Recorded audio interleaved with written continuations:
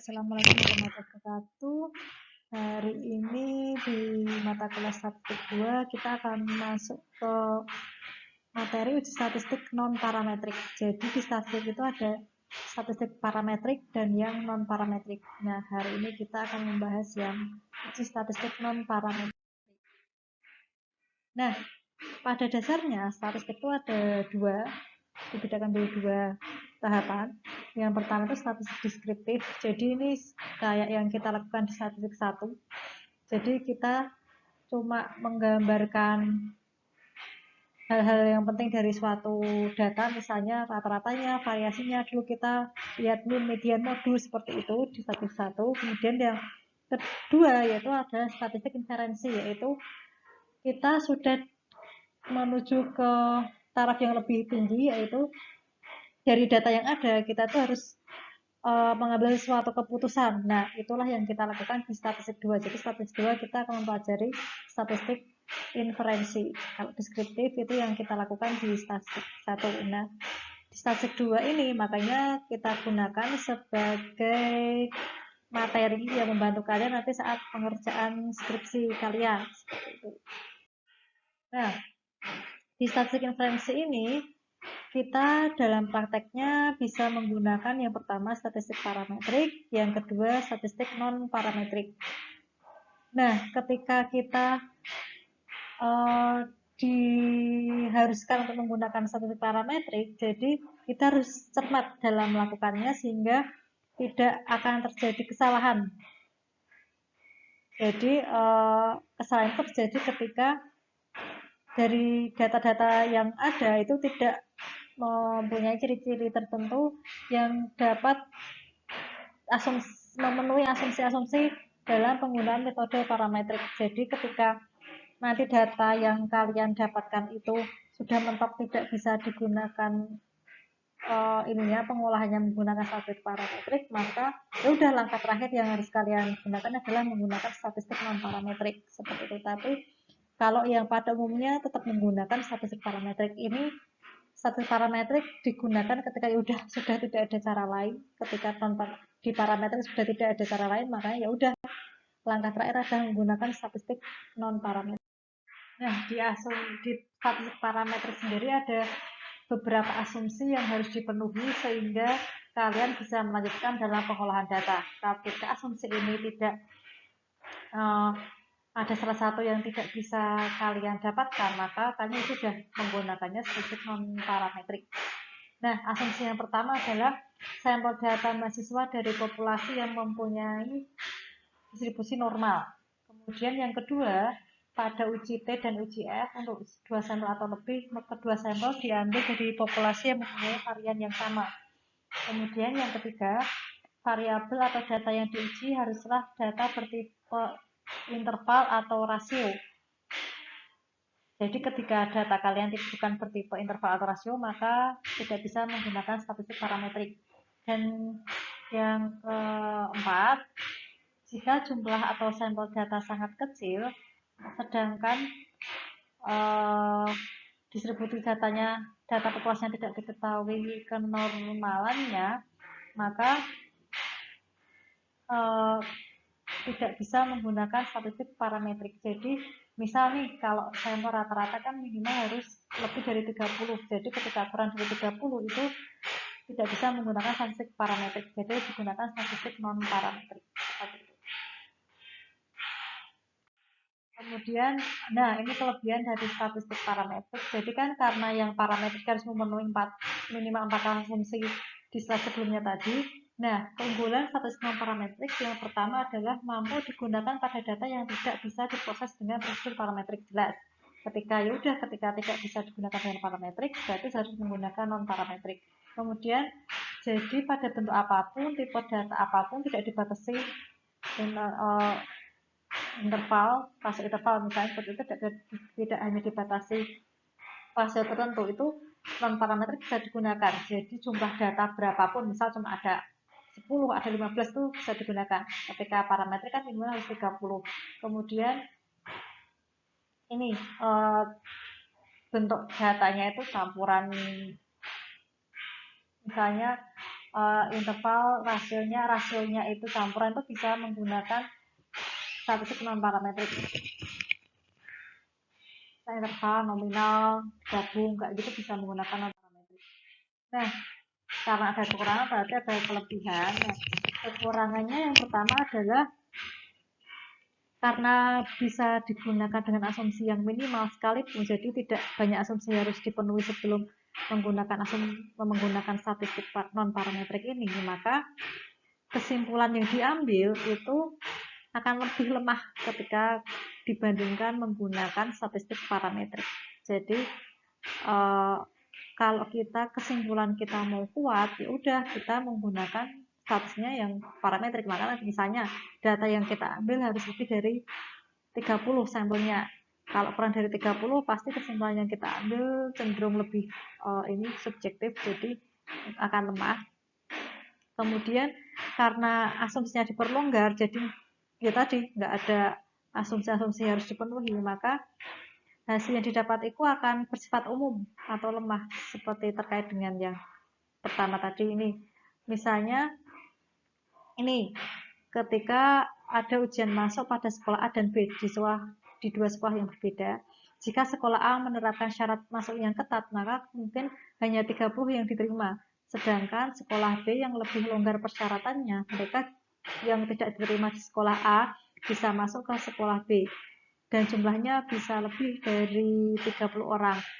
Nah, kalau ada kayak gini kan biasanya kita tahu kualitas sekolah B, maka tidak akan sebaik di sekolah A, karena ada kayak organisasi seperti ini kan ada sekolah dua, kan otomatis kan kualitasnya nggak akan sebagus sekolah yang memiliki syarat-syarat yang lebih ketat dalam penerimaan siswa baru.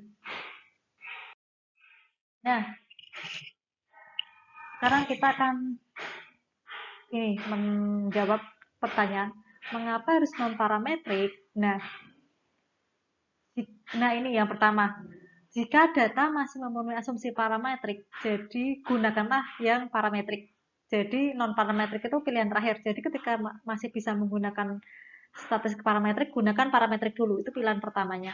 Kemudian jika asumsi yang ada yang tidak terpenuhi, asumsi parametrik yang tidak terpenuhi, maka masih bisa lakukan transformasi data dan tetap menggunakan prosedur parametrik. Nanti kalau masalah transformasi data akan diajari di mata kuliah lain.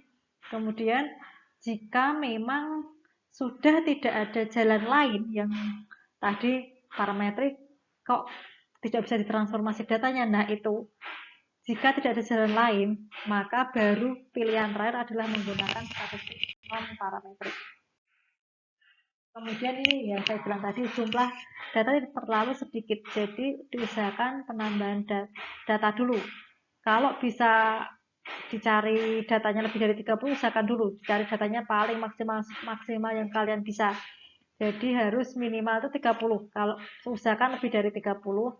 Nah, kalian juga tapi harus mempertimbangkan juga biaya atau waktu yang kalian keluarkan itu gimana. Kalau ya udah terpaksanya tidak bisa sampai 30, ya udah kalian pakainya non parametrik. Tapi kalau bisa kalian usahakan ya udah pakainya yang parametrik. Kemudian untuk data bertipe normal atau ordinal, hal ini tidak bisa diubah karena bentuk datanya memang seperti itu, karena menyangkut sebuah nature atau apa ya,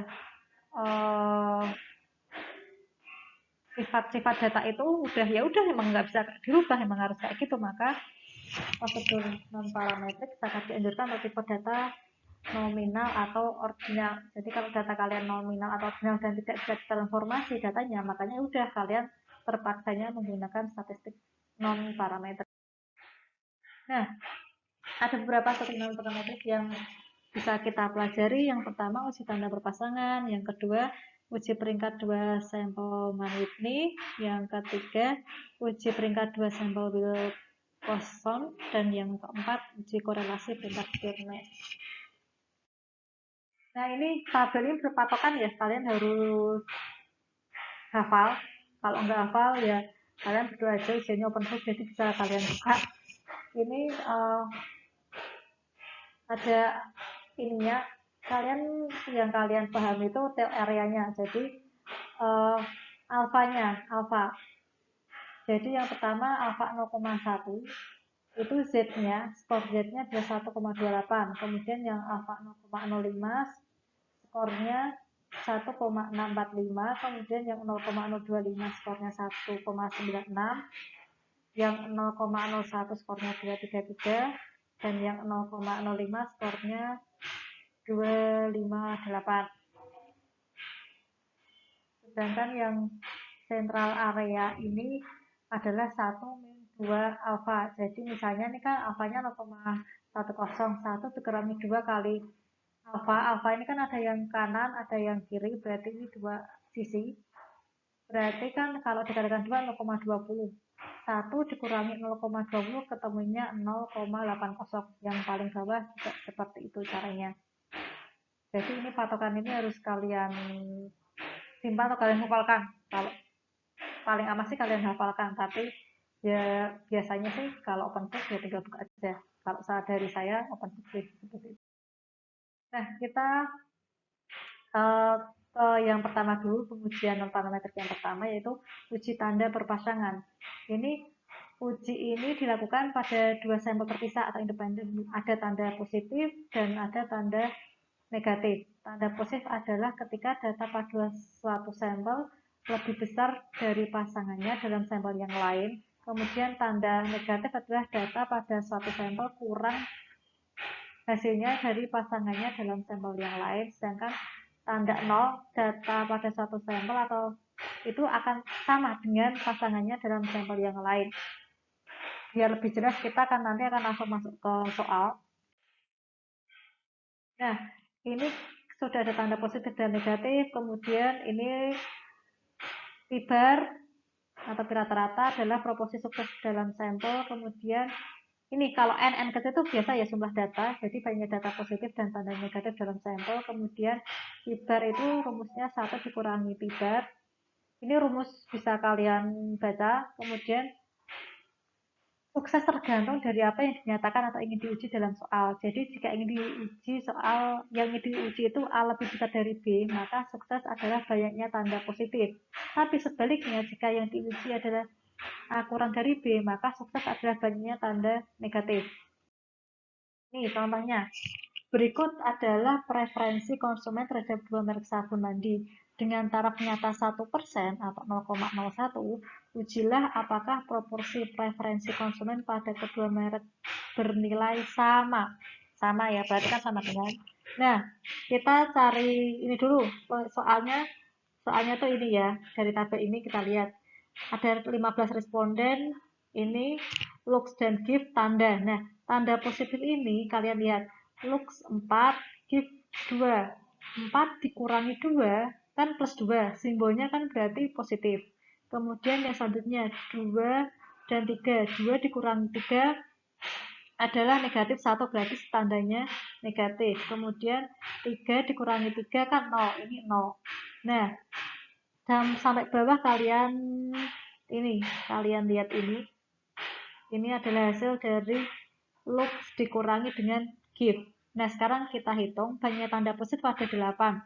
1, 2, 3, 4, 5, 6, 7, 8. Ada 8. Kemudian banyak tanda negatif adalah 5. 1, 2, 3, 4, 5. Ada 5. N adalah tanda positif ditambah tanda negatif. Jadi ada 8 ditambah 5 atau 13. Jadi yang 0, ada 2 0 ini tidak dihitung. Jadi yang dihitung adalah yang punya tanda positif dan tanda negatif aja. Jika kita asumsikan looks lebih disukai dibandingkan give, maka sukses dalam sampel adalah P-bar atau proporsi banyak tanda positif dalam sampel. Jadi ketika kita mengasumsikan looks itu lebih disukai, bukan give yang lebih disukai, tapi looks yang lebih disukai, maka kita mencari proporsi banyaknya tanda positif. Jadi rumusnya adalah banyak P-bar adalah banyak positif dibagi dengan N. Banyak positif tadi kan 8 dibagi dengan N ada 13. 8 dibagi 13 adalah 0,62. Tapi ketika nanti soalnya itu kita asumsikan GIF lebih disukai daripada looks, maka kita mencari yang tanda negatif. Jadi 5 dibagi dengan 13 seperti itu. Nah, selanjutnya sudah kita nyari Q bar, adalah rumusnya 1 min P bar, yaitu 1 dikurangi 0,62 tadi, ini ketemunya 0,38. Nah, tapi soalnya kan ini, apakah proporsi preferensi konsumen bernilai sama? Sama itu adalah, ya udah, satu kan satu, proporsinya itu harusnya satu kalau umumnya satu. Berarti looks 0,5, GIF juga 0,5. Dan kita lihat, ini langkah pengujiannya. H0 dan P0 adalah 0,50 karena 0,50 GIF, 0,50 looks. Berarti kan jika jumlah harus 1. Nah, atau ininya H1 dibandingkan P0-nya tidak sama dengan 0,50. Ada dua kemungkinan, sama dengan 0,50 atau tidak sama dengan 0,50. Pakainya statistiknya uji Z seperti yang kita lihat di tabel yang di slide pertama tadi, sebelumnya tadi, ini tabelnya. Nah, ujinya dua arah karena kita membandingkan dua produk, jadi ada uji yang kanan dan yang kiri. Kemudian, nah ini taraf nyata pengujian alfanya kan tadi di soal 1%. 1% karena dua arah berarti yang kiri 0,5, yang sini 0,5, yang kanan juga 0,5. Atau sorry 0,005 karena 0,5% ya. Kalau dihilangi persennya berarti 0,005. Nah, kita mencari daerah penolakan dan penerimaan HO. Kalian lihat di tabel Z ini, yang 0,05 kan hasilnya di sini 2,58. Atau kalau di sini pakai tabel yang lain mungkin belum dibulatkan, pakainya negatif 2,575. Tapi kalau dibulatkan sama 2,58. Nah, berarti ini negatif 2,58 yang kiri, yang kanan. Yang kiri itu tandanya selalu negatif, yang kanan adalah positif.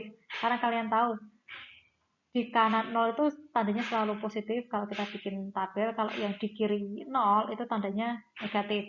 Nah, kita akan mencari Z hitungnya. Kita akan nanti kita akan membandingkan Z hitung dengan Y tabel. Nah, jadi ini nilai statistiknya, rumusnya P bar min PO dibagi akar PO kali QO dibagi dengan N. Jadi P barnya yang di soal tadi sebelumnya, di jawaban sebelumnya adalah 0,62 kurangi 0,50 dibagi akar 0,50 kali 0,50, ini PO. Kemudian ketemunya setelah dihitung 0,8652. Jadi ini 0,8652 kan letaknya ada di sini nih, 0,8. Nah, ini daerah yang ini tuh daerah penerimaan. Kalau yang di sebelah garis ini, di sebelah kiri garis dan di sebelah kanan garis itu daerah penolakan HO. Ketika Z hitungnya di sini 0,8653 kan di sini 0,8653 kan letaknya ada di kirinya dari 2,575. Letaknya di sini, maka ini adalah di daerah penerimaan HO. Jadi artinya proporsi konsumen yang menyukai looks itu masih sama dengan yang menyukai GIF. Jadi sama aja. Seperti itu. Nah, kemudian yang kedua, pengujian non-parametrik yang kedua adalah uji peringkat 2 sampel non-Whitney. Jadi, uji ini merupakan alternatif uji beda dua rata-rata parametrik dengan menggunakan T atau sampel-sampel berukuran kecil. Jadi, kita harus mengurutkan dulu nilai dari yang terkecil dari nilai yang terbesar. Kan biasanya di soal itu masih acak urutannya, belum dari yang terkecil ke terbesar. Kalau masih kayak gitu kalian harus urutkan dulu. Jadi ini peringkat 1 diberikan pada nilai terkecil di urutan pertama, jadi yang terkecil dulu. Kemudian peringkat tertinggi atau yang terakhir sendiri itu diberikan pada nilai yang terbesar. Jika tidak ada nilai yang sama, maka urutan sama dengan peringkat. Ini, jadi rumusnya peringkat adalah jumlah dari urutan data yang bernilai sama dibagi banyaknya data yang bernilai. Nah, di sini, di soal ini, jadi ada ini, kita akan membandingkan ada dua mahasiswa di dua fakultas. Yang pertama mahasiswa fakultas ekonomi, yang kedua mahasiswa fakultas ilmu komputer. Ini ada nilainya, kemudian ada urutan dan ada ranking.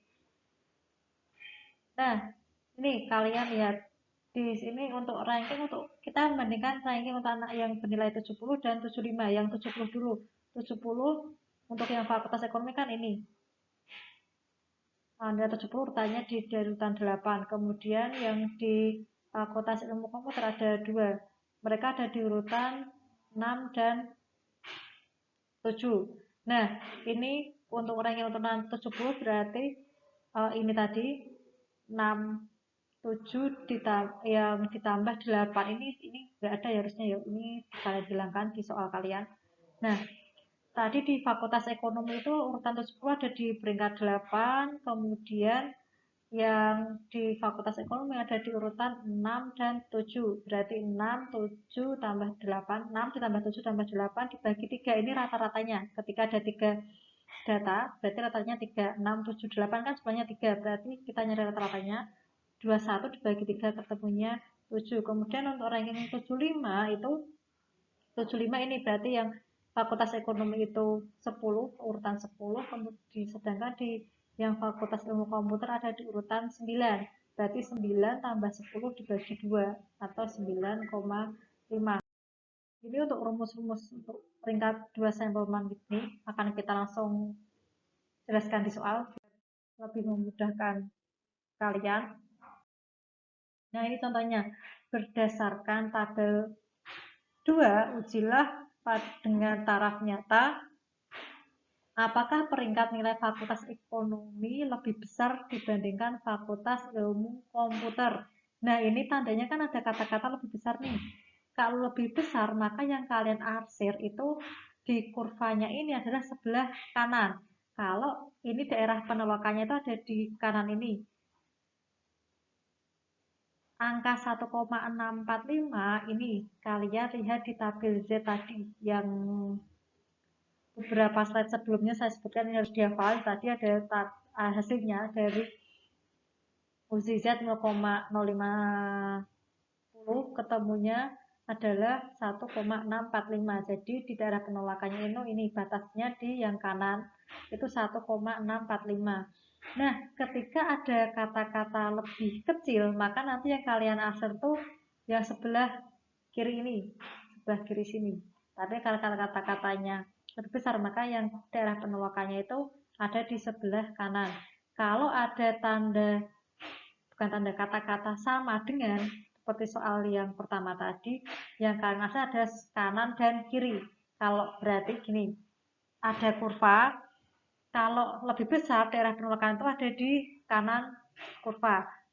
Kalau lebih kecil, itu cuma yang kiri. Kalau sama dengan kanan dan kiri, ada arsirannya daerah penolakannya ada 2, seperti itu. Nah, ini atau uji satu arah, 2 arah. Kalau 2 arah berarti ada kata-kata sama di soal, sama dengan itu 2 arah berarti. Kalau cuma lebih besar atau lebih kecil, itu berarti 1 arah. Itu harus kalian hafalkan sampai besok skripsi. Jadi nah ini. Kemudian taraf nyata pengujian tadi alfanya ini taraf nyatanya 5% berarti 0,05. Ini tadi ininya. Nah, di R1 adalah jumlah dari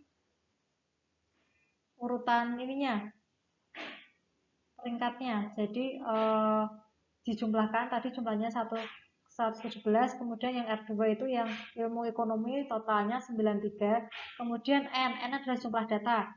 Jumlah datanya kan tadi 10 semua, yang ilmu ekonomi 10, kemudian yang ilmu komputer juga 10. Nah, ini mu R1 rumusnya seperti ini. N1 kalikan N1 plus N2 ditambah 1 dibagi 2, ketemunya 105. Kemudian yang ini kita cari sigma R-nya, rumusnya R1 min R1 dibagikan sigma R1 ketemunya 0,90711 atau 0,91 lah. 0,91 berarti kan letaknya ada di sini nih. 0,91 kan lebih kecil daripada 1,645, berarti kan letaknya sekitar sini lah. Ini letaknya 0,91, kalau kita bulatkan ada di sebelah sini, maka ini ada di daerah penerimaan HO.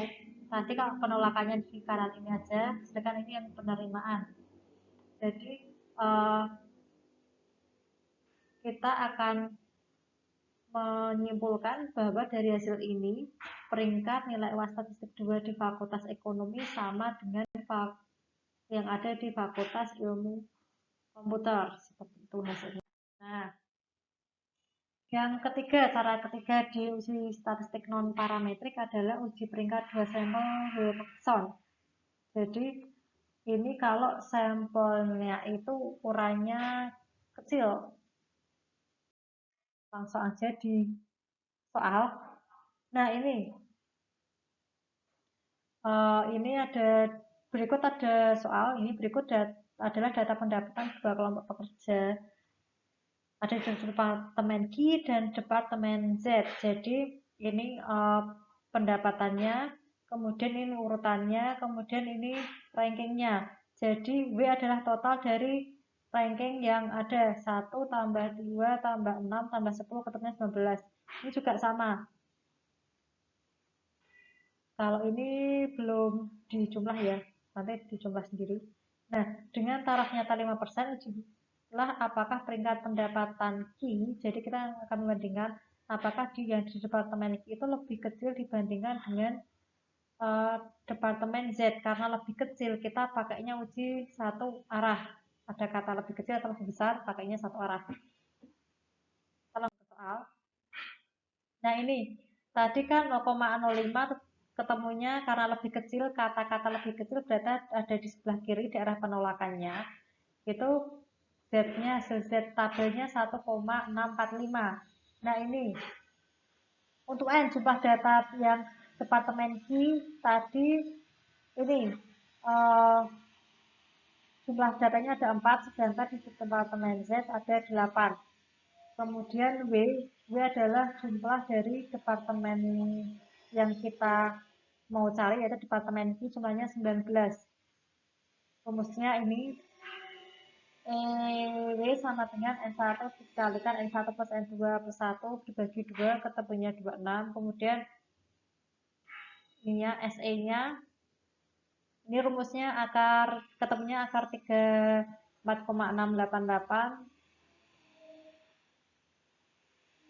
sama dengan 5,8878 atau 589. Nah, rumus Z-nya, Z hitungnya, tadi kan kalau ini Z tabel, Z hitungnya W kurangi E kalikan EW kalikan SE. Jadi 19, ini W-nya 19, ini.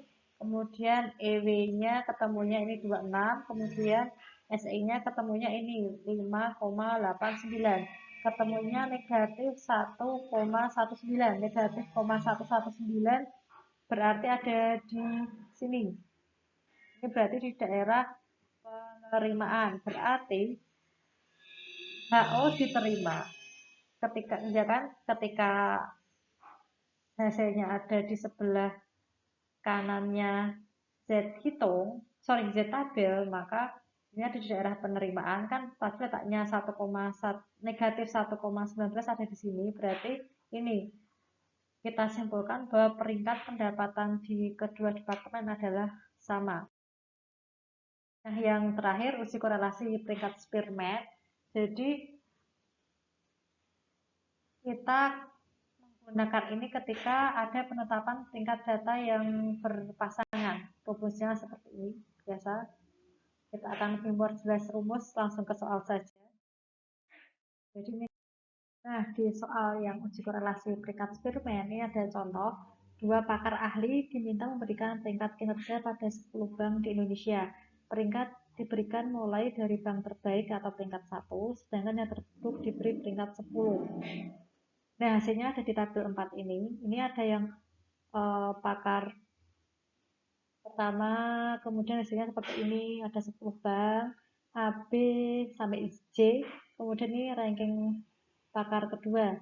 Nah, di soal biasanya cuma ada ini, kalau ada soal seperti ini misalnya cuma disebutkan bank, ranking pakar 1, ranking pakar 2. Dari D, I, dan DI kuadrat itu harus kalian cari sendiri. Nah, DI dicari selisih dari yang pertama dan kedua, berarti kan 4 dikurangi 3 ketemunya 1. 1 dikuadrat kan di satu kuadrat berarti kan DI kuadrat berarti kan yang ini DI dikuadratkan berarti satu kuadrat ketemunya 1. Kemudian yang B 5 dikurangi 1 ketemunya 4. 4 dikuadratkan ketemunya 16. Yang C lebih ini ya tinggi, yang pakar 2 berarti 3 kurangi 4,5 hasilnya ketemunya negatif 1,5 dipangkatkan ketemunya 2,25. Nah, ini di total ketemunya sigma DI kuadrat adalah 55.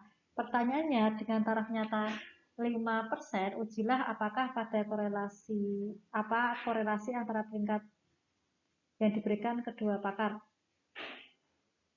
Ini maksudnya apakah ada korelasi antara peringkat yang diberikan oleh kedua pakar tersebut. Nah, ini HO dibandingkan R sama dengan 0 atau H1 dibandingkan dengan R tidak sama dengan 0. Kita pakainya Z. Kemudian akusnya dua arah karena ini kan apakah ada korelasi. Jadi enggak disebutkan lebih besar atau lebih kecil, tapi apakah ada itu berarti sama dengan berarti ada yang kanan, ada yang kiri. Z-nya karena alfanya 5%, berarti kanan kiri dua arah berarti 5% dibagi 2, 2,5 ketemunya ini 0,025. Z-nya adalah 1,96, berarti yang kanan adalah daerah penolakannya di positif 1,96, yang sebelah kiri daerah penolakannya adalah di negatif 1,96. Rumusnya seperti ini. R rumusnya 1 dikurangi sigma 6 di 1 kuadrat dibagi ini anami di jumlah datanya, kemudian dibagi n 6 itu bukan datanya tapi rumusnya dibagi dengan n kalikan n kuadrat dibagi 1. Tadi kan jumlah datanya ada 10. Kemudian jumlah dari datanya atau sigma dari D kuadrat adalah 55. Ini 6 dari rumus ini. 6 kalikan sigma D1 kuadrat. Ketemunya 1 dikurangi 0,33 dari 330 bagi 990 adalah 0,67. Untuk Z hitungnya rumusnya ini. R S dikalikan akar R-1 ketemunya 2,01. Kita lihat 2,01 kan berarti ada di sini nih. Berarti ada di daerah penolakan HO. Jadi dari soal yang dari awal tadi baru kali ini kita hasilnya ada di daerah penolakan HO karena ada di ini 2,01 bukan di sini tapi di sini. Nah, jadi HO ditolak dan H1 diterima berarti ada korelasi atau kecocokan pemberian peringkat oleh kedua pakar. Ya, ini slide terakhir. Jadi demikian pembahasan di uji statistik non parametrik. Semoga bisa dipahami. Kalau masih bingung silahkan biasa chat saya di WhatsApp atau komen di Google Classroom. Terima kasih. Semoga sehat selalu dan sukses. Saya akhiri sekian. Wassalamualaikum warahmatullahi wabarakatuh.